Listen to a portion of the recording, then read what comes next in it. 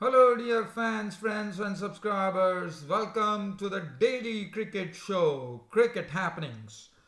Well, on this daily cricket show today, it's going to be the preview of the fourth one-day international that is coming up between India and West Indies. The onus is on the West Indies, and West Indies, as you know, they have to get as many victories as possible because that will give them an automatic qualification during the for the 2019 World Cup the deadline is coming near because till September I think they have it till September to win as many matches, and after that they have an arduous tour of England as well. So definitely England coming there, I suppose, and but it's going to be a very tough thing. So right now they are definitely in the dumps here with India leading the ODI series 2-0, and there is only two more ODIs to go, and West Indies would be hoping that they at least could go and square the series. But India, we all know, everyone knows that they are a very hard nut to crack, and so basically the onus is on the West Indies to go and actually try to square the series. So they still have an opportunity here, but India definitely are going with all their guns booming right now. Now, so tomorrow I'll be previewing that fourth one-day international, which is coming at North Sound in Antigua. The next match I'll be reviewing, as you know, yesterday there was a stunning match that happened between Zimbabwe and Sri Lanka, where Zimbabwe, contrary to expectations, went on to upset the apple cart of the Zimbabweans, of the Sri Lankans at their homeland, and also aced the chase, which has never been done before in Sri Lanka, where no team has ever chased and no team have ever scored 300 in Sri Lanka, and in an ODI match. The highest was 289, which was chased by Sri Lanka against Pakistan, and here comes Zimbabwe coming and really upsetting the apple cart of the Sri Lankans. Sri Lankans definitely has hinted, Angelo Matthews has definitely hinted that their fielding needs to be perked up, and also they need to get their bowling right. So that will be interesting to see as to what their strategy is tomorrow against Zimbabwe. And Zimbabwe definitely would be buoyed up the fact that they already have a victory under their belt, which probably they would have never expected. So, but definitely full credit to Zimbabwe, and Sri Lankans would be very. And also, what's good to see that this ODI series between Zimbabwe and Sri Lanka is going to be very well contested. So that's the good news. So there are two things, and other than that, we'll also have a look at the first test squad that has been named, where Liam Dawson, Gary Ballance, who has found his newfound form after struggling in Bangladesh, and also Toby Rowland-Jones might also be in line for a debut as far as test matches are concerned. The first one, Investic test, coming next week. So these are the things we are going to look at today. So first we are going to start off with the preview let's go with the Sri Lanka-Zimbabwe preview. The Sri Lanka-Zimbabwe, this match is going to be played at Galle, so again it is going to be the same. But the forecast is that is going to be afternoon thunderstorms, so that will be, one has to wait and watch. So let's look at the Sri Lankan team here. Now the Sri Lankans definitely dropped some catches, as you would know. And Angelo Matthews, the Sri Lankan captain, voiced his opinion right away. So Sri Lanka definitely has to look into that aspect pretty keenly, no doubt about it. But Sri Lanka now, definitely one knows that Sri Lankans are a very talented unit.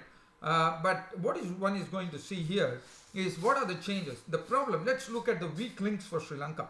The weak links for Sri Lanka happen to be the spinners. Akila Dhananjaya, who started off very well, I reckon, but later on he started leaking runs. Akila Dhananjaya, the left arm spinner. Lakshan Sandakan,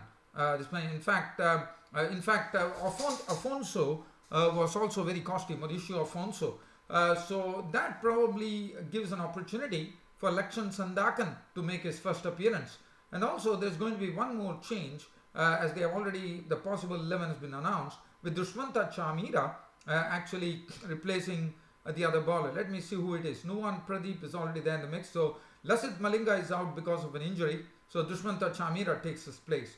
So definitely Sri Lanka would have definitely looked into it, and the bowling has been, I think Lakshan Sandakan will make a good difference, because the reason being that Lakshan Sandakan is a different type of bowler, and he's a rare breed as far as international cricket is concerned. Yes, we do have a lot of Chinaman bowlers coming in, but Lakshan Sandakan is one of them. India's Kuldeep Yadav is one, and we also have other Chinaman bowlers too. but Chinaman bowlers are few and far between, as we all know.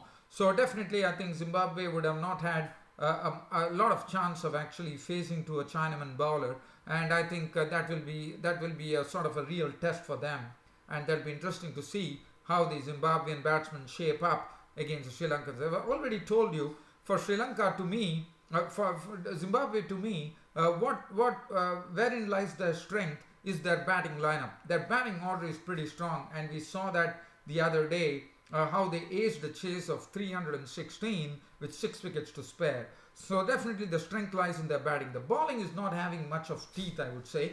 So and for Zimbabwe, if you look at it, the bowling changes that they would be making, one is really hinting at Chris Pofu actually replacing Donald Trepano, because Donald Trepano leaked a lot of runs, and I think that would be a good move because Chris Pofu is a very experienced bloke as well, and that should I think Tendai Chandara bowled pretty well. So definitely that will be something that Zimbabwe would be eyeing. There's no doubt about that. And the Sri Lankan team, if you look at it, Niroshan Dikwala definitely failed in the first day, but I'm sure he's a really good player, and as I said, he can really take the game away pretty quickly right in the power play overs. And Danishka Gunatilaka also curbed his natural instincts because of the early wicket falling, but here he could raise his game here. Kushal Mendes, one knows what a very extremely talented. In fact, in ODIs he's already had 12 50s, and 12 50s. That is something which can be compared only to Joe Root. In fact, Kushal Mendes has more than 12 50s. So he has been scoring at a pretty consistent rate as far as ODIs are concerned. Upul Taranga has got himself into some form. SL Gunaratne is a very talented cricketer. Lairo Madhushanka, I would like to see Lairo Madhushanka how he goes, because he couldn't get much of ball there. And the bowling, I think Sri Lanka definitely look good, even though they have lost this, and I'm sure they know for a fact that what went wrong in the previous ODI, and I'm sure they would have definitely worked towards it, and it would be interesting to see what Sri Lanka really come up with. Zimbabwe, as I said, they would be definitely in the driver's seat right now, going into the second one-day international. So they would have never expected that they would have gone to a victory in the very first match that they played. And Solomon Meyer, I think his confidence could be sky high right now, because he was the one who led the chase with a maiden century, and what a knock it was. Even though he was dropped, one could still credit Solomon Meyer for the way he played, and predominantly he was getting runs to the onside. Now that is something that Zimbabwe would have, Sri Lanka would have definitely looked at, and I'm sure they are going to plug that gap for Solomon Meyer, because he picked up a lot of runs through the onside, and it will be interesting to see what Sri Lanka, what are the plans in place that actually Sri Lanka has to actually curb Solomon Meyer from actually going through the onside. Other than that, the batting is looking pretty good. Alden Masakaja, Craig Irvine, Sean Williams. Irvine failed, Masakaja failed, but they are two good players to really get over that. Sukandar Raja blasted well. Malcolm Waller did his job, particularly Ryan Burl. Peter Moore, one did not see, but one is very sure that Peter Moore, the wicketkeeper batsman, is also a very talented cricketer. And Ryan Burl has also shown that in the few matches that he has played, that he has the real ability to play some very good cricket here. Graham Creamer, the captain, he also bats, so they definitely, there's a lot of batting. I mean, they bat up to number 9, which is always good news with Graham Creamer, the captain, who's the all-rounder of the team, and then Tendai Chatara and Pofu. So one is definitely looking at Trepano being left out tomorrow, and because he considered at 7.5 runs an over, so his place should be taken by an experienced Chris Pofu, I reckon. And I'm also told that Zimbabwe's victory against Sri Lanka in Sri Lanka was the first in any format of the game, and that could be a great feeling, because as I said, they aced a 316 run chase, which has never ever been done in Sri Lanka by any country in the past. I mean, this is the first 300 score which was scored and which was successfully chased. At the highest was 289, so that will really give you an inkling as to how things have been. And I'm told that in the afternoon there could be a chance of some thunderstorm as well. So let's hope that it stays away, and we have a good game of cricket which is coming up in the second one-day international between Zimbabwe and Sri Lanka. Let's get on to the next preview. The next preview, as I said, for West Indies, the onus is definitely on them. So what they are definitely for West Indies, each and every match that they are playing now is getting as important as it can be. With West Indies having to register a lot of wins, if at all they want to automatically qualify for the 2019 World Cup. So West Indies, definitely the onus is on them. So West Indies right now absolutely down in the dumps at 0-2 with India leading the show there in the 5-match ODI series. So West Indies, one thing I can say, Evan Lewis will have to get his game right. He probably is a bit short of runs right now, and he has to get amongst the runs. That's very, very important. And what will matter most importantly for West Indies is to get that opening start going. That is something that they've been lacking. They have got some new inductions as well. Kyle Hope has started opening the innings.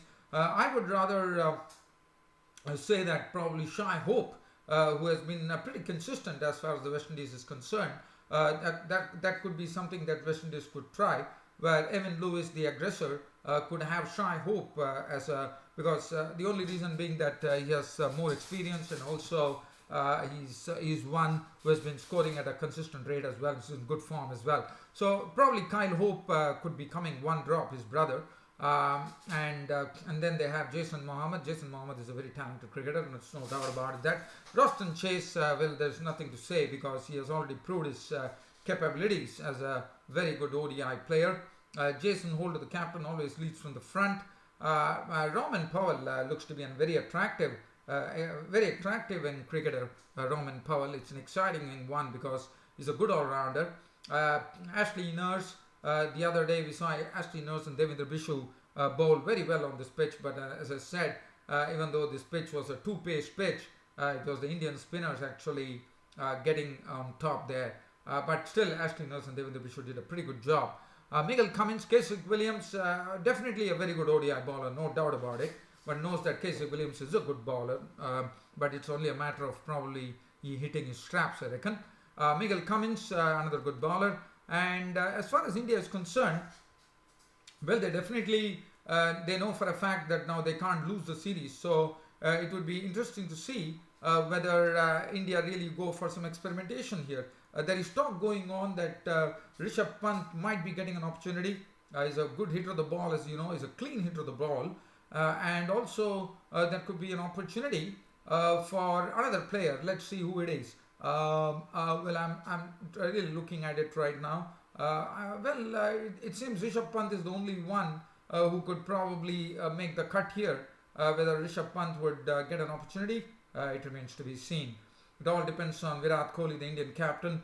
Ravindra Jadeja has not been seen. Whether it is going to be Rishabh Pant or it is going to be Dinesh Karthik, who is going to get the nod tomorrow in the 4th ODI.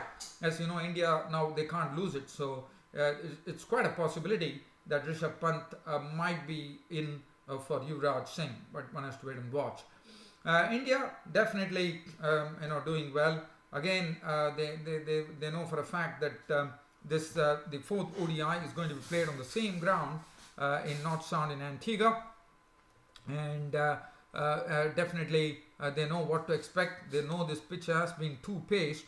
But it also says that the pitch on which the previous ODI was played, that is the 3rd ODI, was a very damp one, and it seems that this particular pitch could be much better than that. So that is something that one has to wait and watch.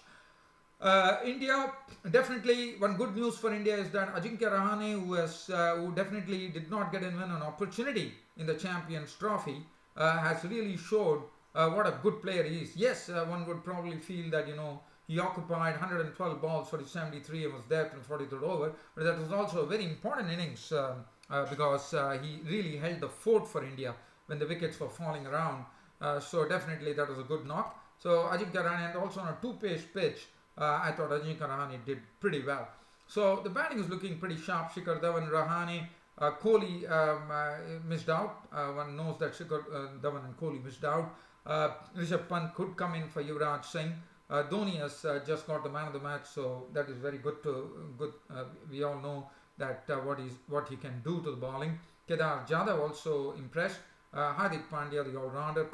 The bowling has been pretty good. Kuldeep Yadav has been showing lots of consistency in his bowling by picking up wickets at a very regular rate, which is pretty refreshing. Ravichandran Ashwin, that was the very good thing to happen for India according to me, because Ashwin definitely came into his own. In fact, he also changed his bowling action a bit, like probably bowling like a leg spinner, but trying a few tricks there, and it certainly worked when he got Jason Holder stumped. The bowling, well, it's looking pretty sharp. Bhuvneshwar Kumar is absolutely on the money. Umesh Yadav is sitting his straps as well. I think we are in for a really exciting match coming up. And definitely the onus is definitely on the West Indies, as they have to go and win the match, because this is not about the series. It is all about the automatic qualification for 2019 World Cup, or else they have to play a qualifying round, probably with the Associate Nations, to actually come and compete, and that is not what West Indies would want. So definitely it's not good news for the West Indies, but one definitely feels that West Indies will definitely come up with some real game plan here against the Indians. So that is as far as those two previews are concerned. Now what I'm going to look at is, as you know, South Africa are in England, and the first Investec Test series, the first Investec Test match is coming up next week. Just looking at the England squad that has been named, Gary Balance, as you would remember, was one good thing is that this is going to be a sort of a very significant movement for Joe Root, because Joe Root is the one who is actually captaining the side for the very first time after Alistair Cook, the successful England captain, has given up that job. So Joe Root is the one who is going to be captaining the innings. So it will be interesting to see whether that is going to have some effect on Joe Root. So Joe Root is captaining England for the first time in a Test match. So that's the good thing about it. So one is waiting to see whether that is going to have an effect on Joe Root's form. Gary Balance has been struggling in Bangladesh, as you would know, and after that he was left out of the squad. But in the recent English county season, he has really been prolific as far as his scoring is concerned. So Gary Balance is also included in the squad, and they have Liam Dawson, the spinning all-rounder, left-hand spinning all-rounder. Liam Dawson is there in the squad as well. There's also an opportunity for Toby Rowland-Jones, who is a very exciting cricketer to me, batting he has already made his debut as far as the other format of the game is concerned. Now one could probably see Toby Rowland-Jones coming in to make a debut at the Mecca of English cricket, the Lord's Cricket Ground. And what an opportunity, what a feeling for Joe Root to be captaining the England team on a sacrosanct Lord's Cricket Ground. And anybody who would like to be a captain would love to start their venture at the Lord's Cricket Ground, and good luck to Joe Root. So that's the first Test match which is coming up, the Investec Test Series. It's coming up next week.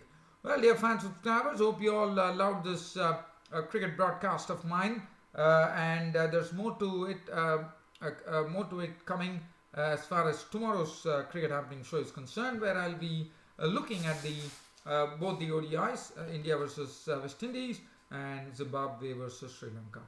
So till such time that happens, one has to be very, very patient for the Cricket Happening show to emerge from the shadows. Until then, it's goodbye.